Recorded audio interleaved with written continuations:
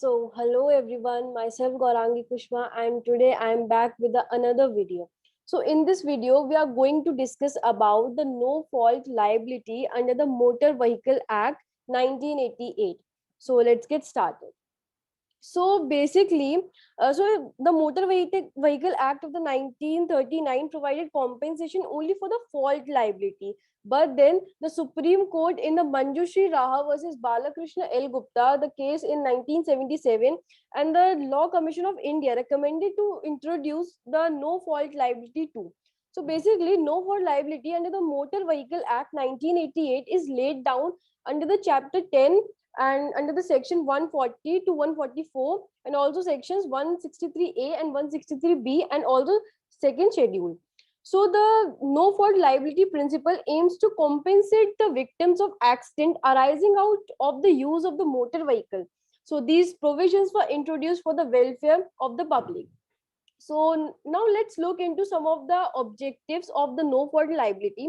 So the principle of the no fault liability was developed in order to provide some sort of relief to the victims of hit and run case, because generally the defendant in such cases get exempted from the liability.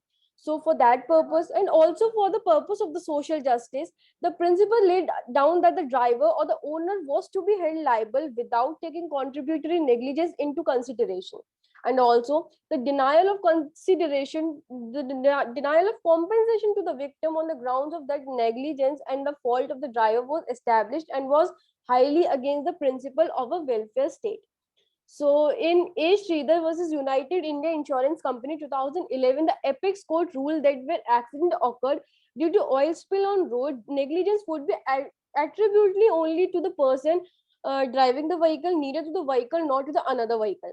So in such cases, the insurance company would not as such be liable. Determination of compensation in such a case, the court ruled, would be on the no fault basis. So, stating the object of the section 140, the Supreme Court in Ishwarappa versus C.S. Gurushanath Appa 2010 said that the section was indeed intended to provide immediate succor to the injured or the heirs of the legal representatives or the deceased. Hence, normally a claim under section 140, the court said, was made at the threshold of the proceeding, and the payment of the compensation was directed to be made by an interim award of the tribunal, which might be adjusted if in the final award the claimants were held entitled to any larger amounts.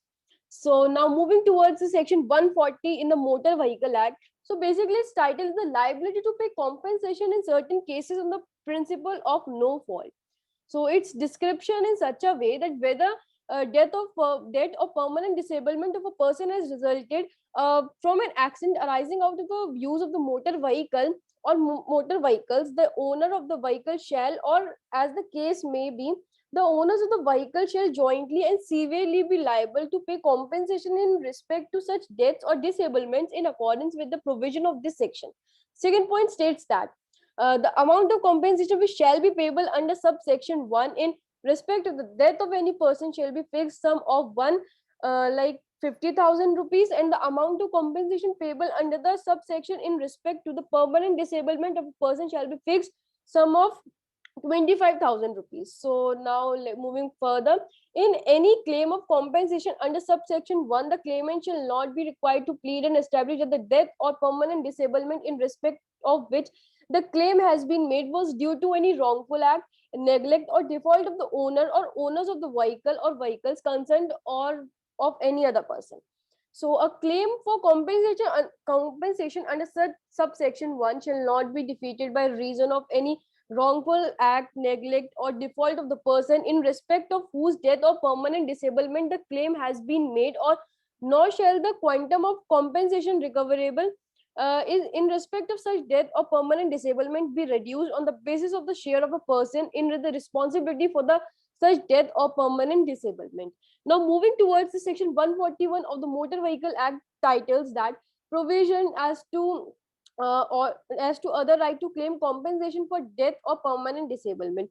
The right to claim compensation under section 140 in respect of death or permanent disablement of any person shall be in addition to any other right except the right of the claim under the scheme referred to the section 163A.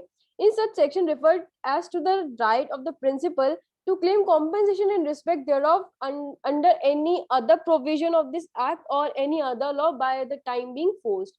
So also now moving further to the section 142 of the Motor Vehicle Act, that is permanent disablement.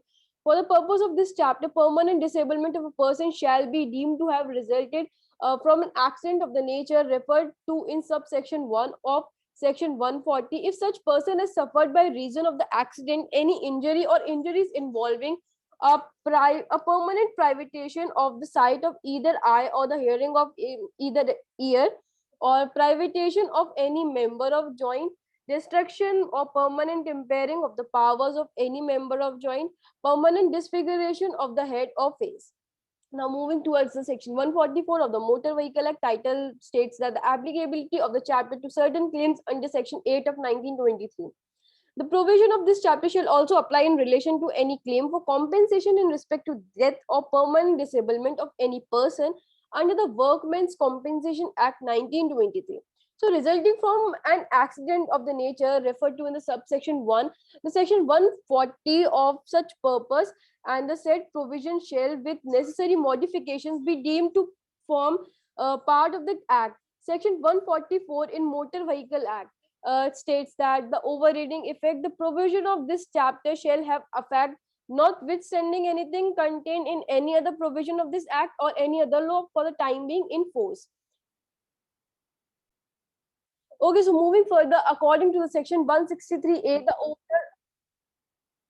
owner or insurer shall be liable to pay compensation according to the second schedule in case of the death or permanent disablement due to accident arising out of the use of motor vehicle compensation. Permanent disability for the purpose of this provision has the same meaning in the extent as in the Workmen's Compensation Act 1923. Under this provision, it's not necessary to establish or plead wrongful act or neglect or default on part of the owner. Section 163B bars a person from claiming compensation under both section 140 and 163A.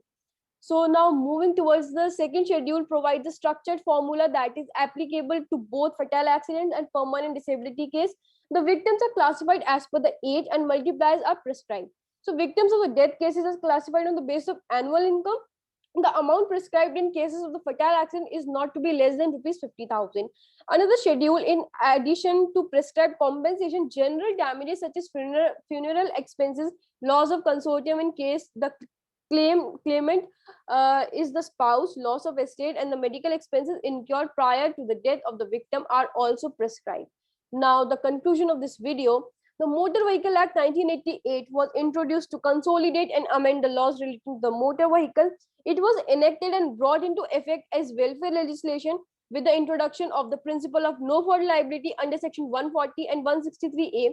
The objective has been achieved to an extent where there have been numerous judgments over the years which shows that there still exists a need to within the scope in order to benefit the victims and the claimants. So by this, I end my video here. I hope you all have understood it well. Thank you so much. Stay safe, stay healthy.